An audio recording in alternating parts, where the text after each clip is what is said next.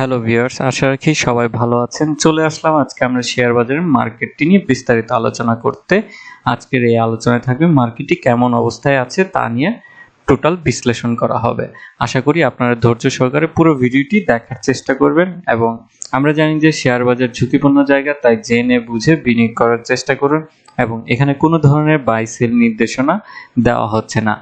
চলুন এবার আমরা মূল পর্বে শুরু করি। আমরা যদি খেয়াল করি মার্কেটে দেখবেন যে 26 মে থেকে মার্কেটে একটা আমরা পজিটিভ ট্রেন্ড দেখতে পাই এবং সেই ট্রেন্ডটি এ পর্যন্ত যতটি যে কার্য দিবস গিয়েছে তারই ধারাবাহিকতায় রেখেছে মার্কেট পজিটিভ মুভমেন্টে, যেটি একটি গুড সাইন।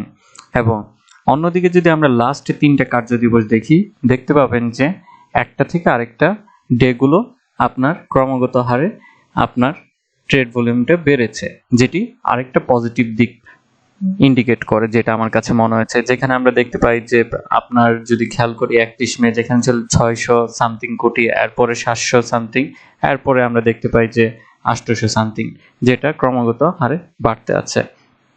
এটা সবচেয়ে বড় একটা পজিটিভ দিক।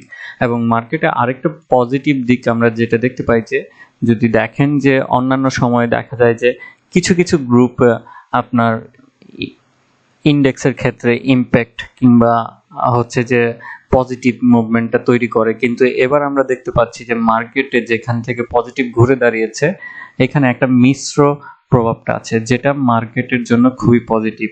আগে দেখা যেত যে মানে গুটি কয়েকে স্টকগুলোই কিন্তু মার্কেটের ইন্ডেক্সকে পজিটিভ দিকে নিয়ে যাচ্ছিল, কিন্তু এবার আমরা বেশ ভ্যারাইটি দেখতে পাচ্ছি। দেখা যাচ্ছে কখনো কোনো ব্যাংক পজিটিভ দিচ্ছে, কখনো দেখা যাচ্ছে ফার্মা সেক্টর, কখনো দেখা যাচ্ছে যে বিবিধ খাতের, কখনো আবার দেখা যাচ্ছে যে ইন্স্যুরেন্স। তো এই ভ্যারাইটিটা আসলে দরকার ছিল, যেটা আমরা মার্কেটে দেখতে পাচ্ছি।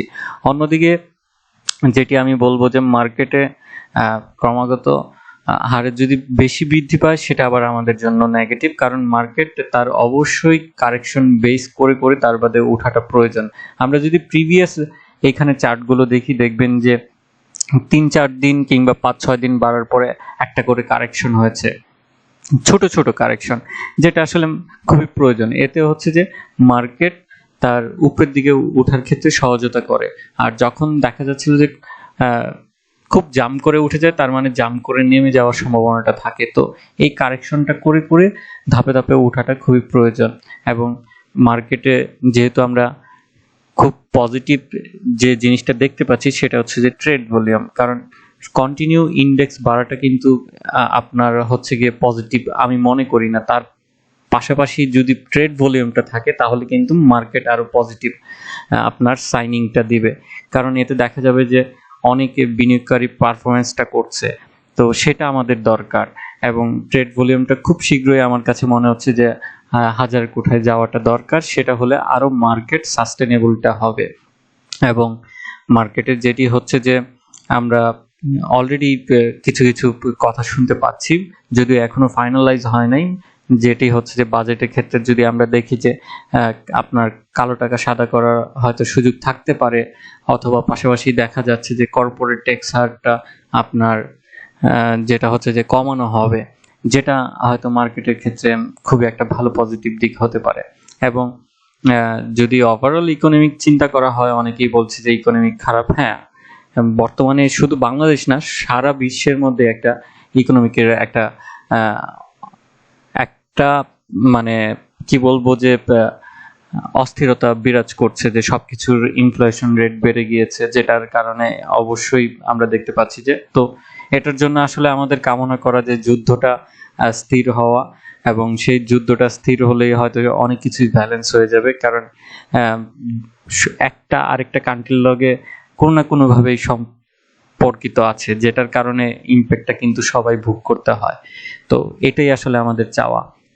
এবং মার্কেটে আমি বলবো যে আপনারা এক স্টকে ইনভেস্টমেন্ট না করে অতি উৎসাহিত হয়ে দেখে বুঝে তার বাদে ঠান্ডা মাথায় সিলেকশন করবেন যে ধাপে ধাপে বিনিয়োগ করাটা। কারণ এই জায়গায় এসে নিয়ে আমরা খুব ভেঙে পড়ি এবং দেখা যায় যে আমাদের যে পুঁজিটা লস করি। আমার সাজেশন থাকবে যে আপনার কাছে 10 টাকা থাকলে অবশ্যই সেটা 2-3 ভাগে ভাগ করুন, ভাগ করে ধাপে ধাপে বিনিয়োগ করুন, এবং একটা স্টকে না রেখে সেটা হয়তো ভালো দেখে 3-4টা স্টকে ইনভেস্টমেন্ট করতে পারে। তাহলে দেখা যাবে যে আপনার রিস্কটা একটা জায়গায় লস হলে আরেকটা জায়গা থেকে কভারেজ করে দিচ্ছে। তো এই ছিল ওভারঅল মার্কেট নিয়ে আমার কথা, এবং আশা করি আমরা মার্কেট আগামীতে বেশ ভালো একটা অবস্থানে দেখতে পাবো।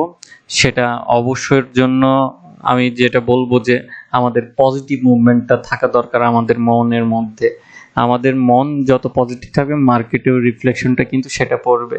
তো ভয়ের কিছু নাই, সব জায়গায় অস্থিরতা চলছে, সেটা নিয়ে আমাদের বেশি ভাবার নাই, আবার কমও ভাবার নাই। অবশ্যই ভাববেন, কিন্তু সেটার ইম্প্যাক্টটা যাতে মার্কেটে না পড়ে, এবং মার্কেট অনেক দূর আসলে আমি মনে করি যে যাওয়াটা প্রয়োজন, যেটা এখনো যেতে পারেনি। তো তার জন্য অবশ্যই ধৈর্য সহকারে আপনাকে বিনিয়োগটা করতে হবে। আপনার ধৈর্যের ফলটাই আসলে রিটার্নটা দিবে। তো আজকে এতটুকুই, আশা রাখি আপনারা কিছুটা হলেও এখান থেকে জানতে পেরেছেন, এবং সবার জন্য দোয়া রইল যাতে সবার বিনিয়োগটা সুন্দর মতন হয়, ভালো একটা রিটার্ন পান। ভালো থাকুন, সুস্থ থাকুন, এবং শেয়ার বাজারে জেনে বুঝে বিনিয়োগ করুন। ধন্যবাদ।